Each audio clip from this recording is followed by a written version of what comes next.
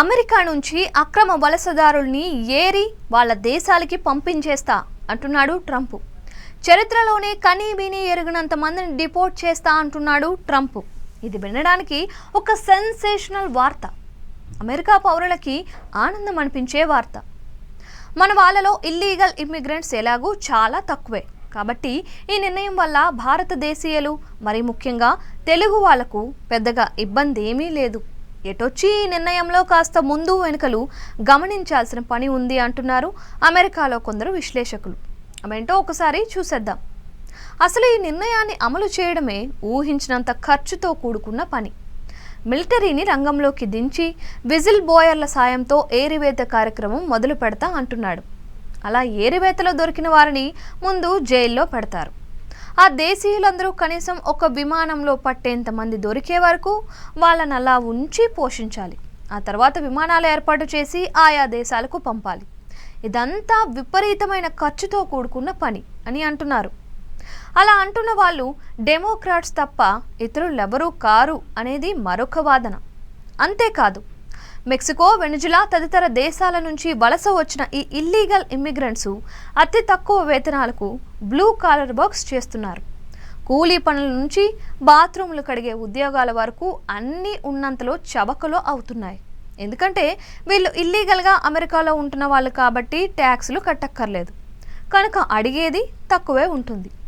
కాబట్టి ఈ mass deportation వల్ల చవకగా పనులు చేసే వాళ్ళు దొరకక అన్ని పనులలోనూ స్తబ్దత వస్తుందని, దాని ఎఫెక్టు ఎకానమీ మీద పడుతుందని కొందరు అంటున్నారు. అమెరికాని కనీసం 40 ఏళ్ల వెనక్కి తీసుకెళ్లే పని ట్రంప్ చేస్తున్నాడు అంటూ కొన్ని వర్గాలు వాపోతున్నాయి. మొత్తం మీద 1,10,00,000 మంది ఇల్లీగల్ ఇమ్మిగ్రెంట్స్ అమెరికాలో ఉన్నట్లు అంచనా. వీళ్ళని పట్టుకొని తరలించాలి అంటే ఎన్నో $1 బిలియన్ ఖర్చు అవుతాయని అమెరికన్ ఇమ్మిగ్రేషన్ కౌన్సిల్ చెబుతోంది. అది ఖజానాపై విపరీతమైన భారం. ట్యాక్సులు కట్టని జనమే కదా, వాళ్ళు పోతే ఏముందిలే అని అనుకోవడానికి లేదు. వాళ్ళు వెళ్ళిపోవడం వల్ల మూతపడే వ్యాపారాలు కూడా ఉంటాయి. వాటి వల్ల వచ్చే ట్యాక్సులు పోతాయి కదా అని ఒక విశ్లేషకుడు అభిప్రాయపడ్డాడు. అంతేకాదు, అమెరికా వ్యవసాయ రంగం కూడా ఈ మాస్ డిపోర్టేషన్ వల్ల కుంటుపడుతుందని అంటున్నారు కొందరు. కారణం తక్కువకు పనిచేసే కూలీలు లేకపోవడమే. కాలిఫోర్నియాలో శాన్ వాకిన్ అనే సువిశాల ప్రాంతం ఉంది. గణనీయమైన వ్యవసాయం అక్కడే జరుగుతోంది. కాలిఫోర్నియాకే కాదు, అమెరికాలోని చాలా ప్రాంతాలకి తిండిపెట్టే వ్యవస్థ అక్కడుంది. అక్కడ పనిచేసే కూలీల్లో దాదాపు అందరూ ఇల్లీగల్ ఇమ్మిగ్రెంట్సే.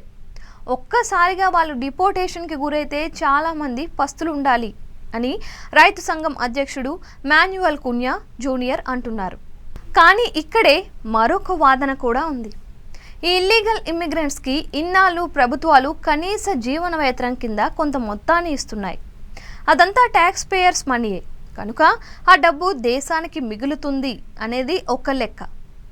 ఆర్థికంగా, సామాజికంగా, న్యాయంగా, రాజ్యాంగబద్ధంగా అన్ని విధాలుగా దేశం బాగుపడాలి అంటే అక్రమ వలసదారుల్ని తోలేయాలి అని ట్రంప్ సర్కారు నిర్ణయించుకుంటుంది. దీనిని అమలు చేయడానికి క్రిస్టీ నోయం అనే హోమ్లాండ్ సెక్యూరిటీ ఆఫీసర్ని, బోర్డర్ జార్ అని పిలువబడే వలసదారుల ద్వేషి అయిన టామ్ హోమన్ని ఎంపిక చేశాడు ట్రంప్. కనుక డిపోర్టేషన్ ప్రక్రియ అనివార్యం. కొన్ని నిర్ణయాలు వినడానికి ఆదర్శంగా ఉంటాయి, అమలు చేస్తున్నప్పుడు తప్పొప్పులు తెలుస్తూ ఉంటాయి. ప్రస్తుతానికి ఇల్లీగల్ ఇమ్మిగ్రెంట్స్ ఏరివేత అనే వార్త బాగుంది. జనవరి నుంచి అమలయ్యే ఈ ప్రక్రియ ఎంతవరకు సత్ఫలితాలను ఇస్తుందో, ఏ రకమైన దుష్పరిణామాలు చోటు చేసుకుంటాయో చూడాలి.